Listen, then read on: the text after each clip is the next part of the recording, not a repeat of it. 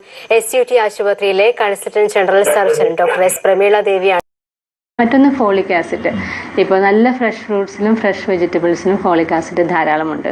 അപ്പോൾ ഇപ്പോഴത്തെ കുട്ടികളൊക്കെ ഫ്രഷ് ഫ്രൂട്ട്സും ഫ്രഷ് വെജിറ്റബിൾസും കഴിക്കാറില്ലല്ലോ. അപ്പോൾ അങ്ങനെയുള്ളവർക്ക് ഫോളിക് ആസിഡിൻ്റെ അഭാവം ഉണ്ടാകും. ഇപ്പോൾ പച്ചക്കറികൾ കൂടുതലായിട്ട് വേവിച്ച് കഴിച്ചാലും അതിനുള്ളിലുള്ള ഫോളിക് ആസിഡ് കണ്ടന്റ് നഷ്ടപ്പെടും.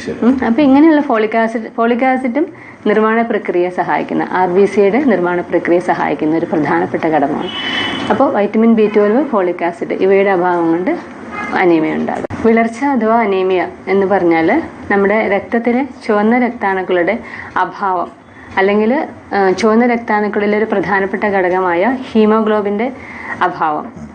ഇതുമൂലം ഇപ്പോൾ ഹീമോഗ്ലോബിൻ എന്ന് പറഞ്ഞാൽ ശരീരത്തിലെ ഓക്സിജനെ, നമ്മൾ വലിച്ചെടുക്കുന്ന വായുവിലുണ്ടാകുന്ന ഓക്സിജനെ ശരീരത്തിലെ എല്ലാ സെൽസിലേക്കും കൊണ്ടുപോകാനുള്ള ഒരു എന്താ പറയുക കാരിയറാണ്, വഹിച്ചുകൊണ്ട് പോകുന്ന ഒരു പ്രധാനപ്പെട്ട ഘടകമാണ്.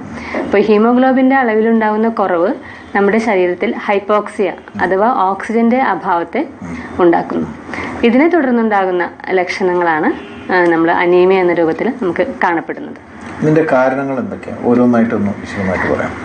ഏറ്റവും പ്രധാനപ്പെട്ട കാരണം അയൺ ഡെഫിഷ്യൻസി അനീമിയ. ഇപ്പോൾ ഹീമോഗ്ലോബിൻ്റെ കുറവെന്ന് പറയുമ്പോൾ ഹീമോഗ്ലോബിനിൽ ലോഹാംശമുണ്ട്. അയൺ ഒരു പ്രധാനപ്പെട്ട ഒരു മോളിക്യൂളാണ്. അപ്പോൾ അയൺ നമ്മുടെ ശരീരത്തിൽ കുറയുക, അത് പ്രധാനമായിട്ട് 2 തരത്തിൽ കുറയും. ഒന്ന് ബ്ലഡ് ലോസ്, ശരീരത്തിൽ ബ്ലഡ് പോവുക. അപ്പോൾ പലതരത്തിൽ പോകാം. ഒരു ആക്സിഡൻറ്റ് പറ്റിക്കഴിഞ്ഞാൽ പെട്ടെന്ന് നമ്മുടെ ശരീരത്തിൽ ബ്ലഡ് കുറയും. കൂടാതെ ഒരു ഓപ്പറേഷൻ, ഒരു സർജറി ഉണ്ടാകുമ്പോൾ ബ്ലഡ് ലോസ് ഉണ്ടാവും. ഡെലിവറി സമയത്ത് സ്ത്രീകളിൽ ധാരാളം ബ്ലഡ് ലോസ് ഉണ്ടാവാറുണ്ട്. അത് നോർമൽ ഡെലിവറി ആയാലും സിസേറിയൻ ആയാലും അത് ബ്ലഡ് ലോസ് കാണാറുണ്ട്. പിന്നെ ഈ ബ്ലഡ് വെസൽസ് പൊട്ടിപ്പോവുക, ഇപ്പോൾ വാരിക്കോസ് വെയിൻസ് ഉണ്ടല്ലോ കാലിലൊക്കെ, ഞരമ്പ് തടിച്ചിരിക്കണം, പെട്ടെന്ന് അത് പൊട്ടുമ്പോൾ ധാരാളമായിട്ട് ബ്ലഡ് പോവാറുണ്ട്. അപ്പം ഇങ്ങനെയുള്ള സന്ദർഭങ്ങളിൽ പെട്ടെന്ന് ഉണ്ടാകുന്ന ബ്ലഡ് ലോസ് നമ്മുടെ ശരീരത്തിൽ പെട്ടെന്ന് അനീമിയയുടെ ലക്ഷണങ്ങൾ കാണിക്കാം. അപ്പോൾ അന്നേരം ആ ഒരു ലക്ഷണങ്ങൾ മാറ്റി വെച്ച് കഴിഞ്ഞാൽ പിന്നെ വരുന്നത് ക്രോണിക് അനീമിയാണ്. ക്രോണിക് ബ്ലഡ് ലോസ് എന്ന് പറയും. അതായത് പതുക്കെ നമ്മൾ അറിയാതെ നമ്മളുടെ ശരീരത്തിൽ ബ്ലഡ് ലോസ് ഉണ്ടാവും. അത് പ്രധാനമായിട്ട് നമ്മുടെ GI ട്രാക്റ്റിൽ, അതായത് കുടലിൽ ഉണ്ടാവുന്ന stomach ulcer, ulcerative colitis, Crohn's disease, അതുപോലെ പൈൽസ്, ഇന്ന കാരണങ്ങളെ കൊണ്ട് ഈവൻ ക്യാൻസർ ഉണ്ടാവും, കുടലിലുണ്ടാവുന്ന ക്യാൻസർ. ഇതൊക്കെ ചെറിയ രീതിയിൽ ബ്ലഡ് ശരീരത്തിൽ നിന്ന് പോകാനുള്ള കാരണങ്ങളാണ്. ഇത് ക്രോണിക്കായിട്ട് ഈ അസുഖങ്ങൾ ദീർഘകാല അനുബന്ധിയായിട്ട് ശരീരത്തിൽ നിലനിൽക്കുകയാണെങ്കിൽ അതുമൂലം ക്രോണിക്കായിട്ട് അയൺ ഡെഫിഷ്യൻസി അനീമിയ ഉണ്ടാവാറുണ്ട്.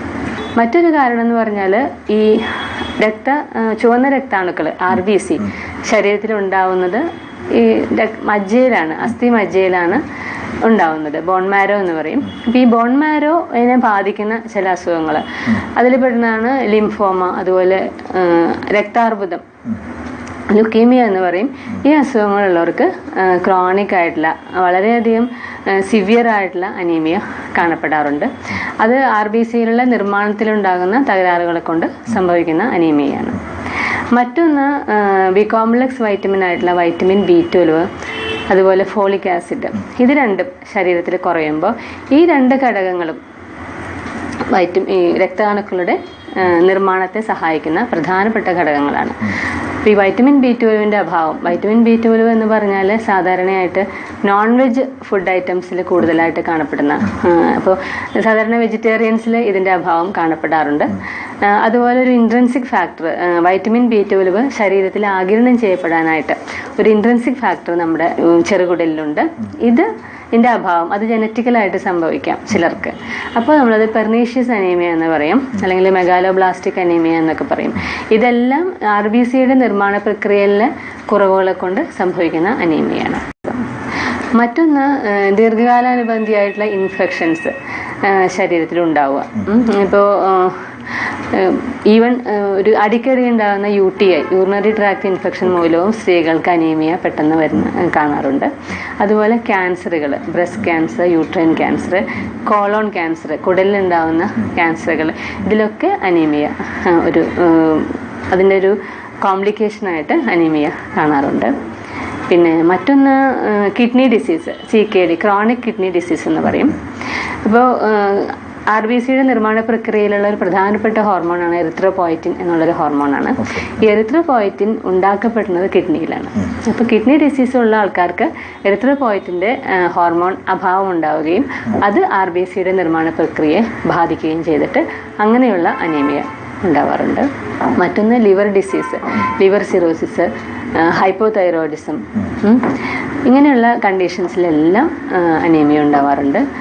ഈ ഇൻഫർമേഷൻ എല്ലാ സുഹൃത്തുക്കളുടെയും അറിവിലേക്കായിട്ട് ഷെയർ ചെയ്യുക.